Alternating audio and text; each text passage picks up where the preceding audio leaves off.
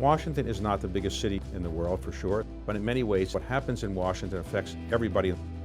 So I think it's very important that Washington itself be a role model for cities throughout the United States and throughout the country. About 8 years ago, a man who once led the Urban League, Vernon Jordan, asked if I would succeed him as the president of the Economic Club of Washington. What I've tried to do with the Economic Club is follow Vernon Jordan's lead and try to make an organization that brings the community together by funding a scholarship program. The two best students graduating every year from every DC public high school and every DC charter high school get a scholarship to go to college. I think we're enabling people to go to college who otherwise wouldn't have been able to do so. Now, several hundred people have benefited from this scholarship. As a young boy in Baltimore, I remember the Civil Rights March of 1963. That was led by a number of prominent civil rights leaders. Among them was Whitney Young. And from that time on, I followed his career. And while his life was taken away tragically as a very young man, he did great things with his life. And he showed that it's very important for people of all backgrounds and all colors to work together.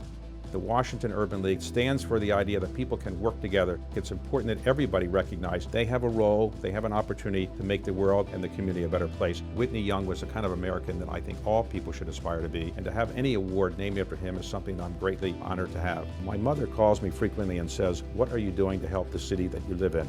You have an obligation. If your mother is calling you and telling you need to do more, you need to do more. So I'm committed to doing much more than I've done. And I want to thank the Urban League for recognizing the very modest things I've done so far and propelling me to hopefully do much more.